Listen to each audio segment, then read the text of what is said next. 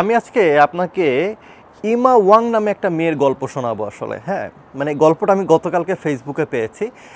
মনোয়ারুল ইসলাম নামে আমাদের একটা ছোট ভাই, বা আমি ওর সাথে কাজ করতাম, ছোট ভাই বলে ভুল হবে, ও খুবই ভালো, খুবই মেধাবী একটা ছেলে, আমাদের সাথে প্রয়াসে কাজ করতো কৃষি প্রজেক্টে। ও বাংলাদেশ কৃষি বিশ্ববিদ্যালয় থেকে পাশ করা ছেলে, তো এখন আমেরিকায় থাকে, পিএইচডি করছে।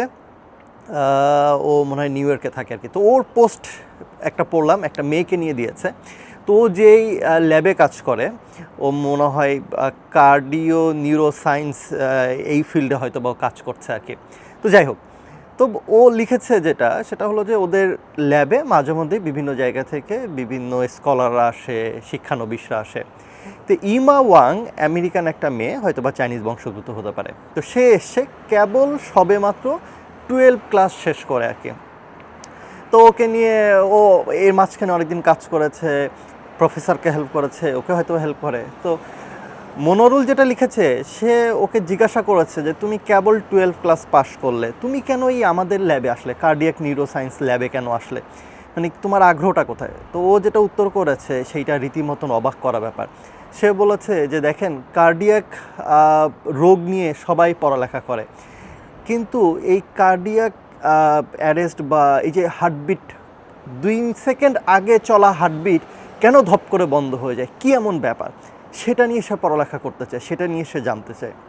দেখেন, 12 ক্লাস করা, 12 পাস করা একটা মেয়ে, সামনে তার টার্গেট মেডিকেলে ভর্তি হবে হয়তো বা মেডিকেল সায়েন্স নিয়ে সে পড়বে, মেডিসিন নিয়ে পড়বে, সে এই জায়গাটাতে এসে এবং এই 12 ক্লাস শেষ করার পরে সে এইরকম একটা ল্যাবে এসে জানার চেষ্টা করছে যে কেন হয়, সে আসলে সেখান থেকে বেসিক নলেজ সে হয়তো বা নিতে চায় এই সময়।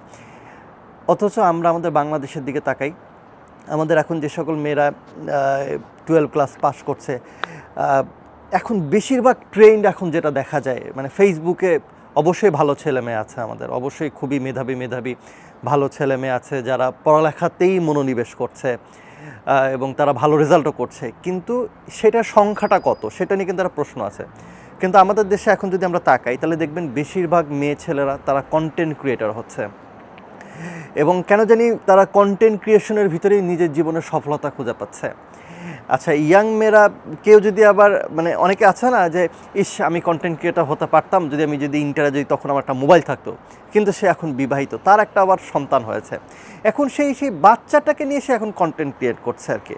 হ্যাঁ, সেই বাচ্চা সকালে উঠলো, বিকালে খেলো, কি খেলো না খেলো, তাকে নিয়ে কন্টেন্ট ক্রিয়েশন করতে করতে, এবং সবথেকে ভয়াবহ যে ব্যাপার, মেয়ে বাচ্চাদের ক্ষেত্রে আরও বেশি করে করা হচ্ছে, যদি সেই বাচ্চাটা যদি একটু সুন্দর হয়, হ্যাঁ, তাকে নিয়ে ছোট ছোট ভিডিও করা হচ্ছে, ভিডিও করলে প্রচুর ভাইরাল হচ্ছে, বাচ্চার মারা বাচ্চার জন্য ড্রেস ফ্রি পাচ্ছেন, কোথাও খাবার ফ্রি পাচ্ছেন, কোথাও স্পন্সরশিপ ফ্রি পাচ্ছেন, স্পন্সরশিপের জন্য টাকা পাচ্ছেন। এই যে বাচ্চাকে ব্যবহার করে তাদের, আমি বলবো না যে তাদের ভবিষ্যৎ খারাপ কি মন্দ, আমি সেদিকে যাব না, কিন্তু এই যে ট্রেন্ড বাংলাদেশে চালু হয়েছে, এটার ফলাফলটা কি দেখেন। আমাদের পৃথিবীর অন্য প্রান্তে ইন্টারে পড়া একটা বাচ্চা, সে চিন্তা করছে যে মানুষের হৃদস্পন্দন যেটা 2 সেকেন্ড আগে দপদপ করে চলছিল, সেটা হঠাৎ করে কেন বন্ধ হয়ে গেল, কী এমন কারণ, হ্যাঁ, সেটা নিয়ে ভাবছে। আর আমাদের দেশের ছেলেমেয়েরা ভাবছে কিভাবে রাজপথে লড়াকু সৈনিক হওয়া যাবে। এই ইন্টারে পড়া ছেলেটা কিংবা এই ইন্টারে পড়া মেয়েটা সবসময় মোবাইল ফোন নিয়ে অন্যের কন্টেন্ট ক্রিয়েশন দেখে নিজেকে উজ্জীবিত করছেন, যে কিভাবে কন্টেন্ট ক্রিয়েটর হওয়া যায়, কিভাবে সফলতা অর্জন করা যায়, এবং কিভাবে কন্টেন্ট ক্রিয়েশন করে টাকা ইনকাম করা যায়। এখন প্রশ্ন হচ্ছে যে কন্টেন্ট ক্রিয়েশন কি খারাপ?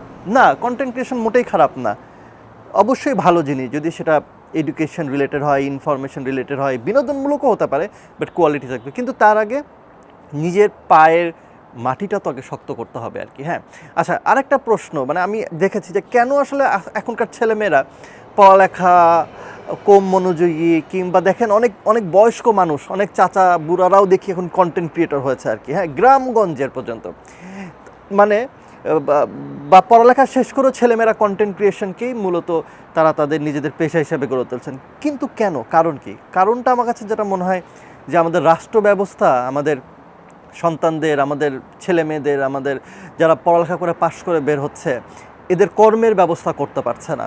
যারা কর্মের ব্যবস্থা করতে চাচ্ছেন, তারা স্কিল্ড ছেলে মেয়ে পাচ্ছেন না।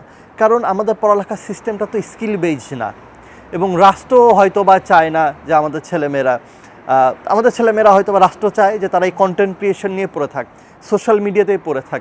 তাহলে তাদের চাঁদা উত্তোলন বলেন, এই যে স্টানবাজি বলেন, রাজনৈতিক কী বলবো অস্থিরতা বলেন, এগুলো নিয়ে মেতে থাকতে পারবেন আসলে। হ্যাঁ, একদল আর এক দলকে দমন পীড়ন করবেন, আর এক দল ক্ষমতা আসলে আর এক দলকে গর্তে পাঠাবেন, মানে এই যে রাজনৈতিক পরিস্থিতি, এভাবেই হয়তো বা যুগের পর যুগ যাবে।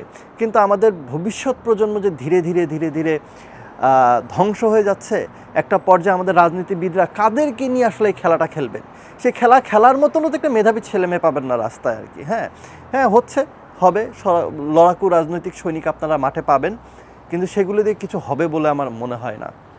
সো আমাদের রাষ্ট্র কী ভাবলো, আমাদের সমাজ কী ভাবলো, সেগুলো না ভেবে আমার মনে হয় যারা বাবা মা আছেন তারা ভাবেন আপনার সন্তানের ভবিষ্যৎ আপনি কোন দিকে নেবেন আসলে। হ্যাঁ, কারণ এখন কেন জানি মনে হচ্ছে, আগে আমরা পড়ালেখা করতাম, আগে আমাদের শিক্ষকরা বলতেন যে জীবনের সফলতা মানে কেরিয়ার হতে হবে, ভালো জব পেতে হবে, ওয়েদার তুমি বিজনেস করো সেখানে সফল হতে হবে, চাকরি করলে ভালো পজিশনে যেতে হবে, রুজির যে ব্যাপারটা আসলে দিন শেষে সেইখানে তোমাকে যেতে হবে।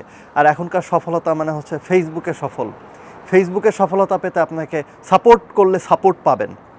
এই যে সফলতা ট্রেন্ড আমাদের রক্তে ঢুকে গেছে, এটার ফলাফল মনে হয় আমাদেরকে খুব তাড়াতাড়ি গুনতে হবে। আজ থেকে 10-15 বছর পরে গিয়ে হয়তো বা আপনি আপনার প্রতিষ্ঠানের জন্য একজন হয়তো বা আপনি খুব হয়তো একটা অফিস সহকারী খুঁজছেন, কিন্তু আপনার চাহিদা মতন সেই অফিস সহকারী পাবেন না। আপনি একটা অ্যাকাউন্টেন্ট খুঁজছেন, আপনার চাহিদা অনুযায়ী হয়তো বা অ্যাকাউন্টেন্ট পাবেন না। আজ থেকে 15-20 বছর পরেই হয়তো বা বাংলাদেশে দেখবেন একটা মেধা শূন্য একটা প্রজন্ম আমরা দেখতে পাবো আসলে। হ্যাঁ, হয়তোবা আমাদের সব ছেলে মেয়ে খারাপ না, অবশ্যই ভালো ছেলে মেয়ে আছে, তারা খুবই ভালো করছে, কিন্তু যত দিন যাচ্ছে সেই সংখ্যাটা মনে হয় ততই কমছে আর কি। আর যারা বেশি ভালো, যারা নিজেকে নিয়ে ভাবে, তারা তো আবার দেশের বাইরে চলে যায়। সো আসলে দিন শেষে দিনের পরে কি দিন আসছে এটা নিয়েও আমাদেরকে ভাবতে হবে। তবে আমার ধারণা যে আমরা সাধারণ মানুষ যতটুকু ভাবি তার থেকেও বেশি যাদের ভাবার দরকার, তারা কি এগুলো নিয়ে ভাবেন?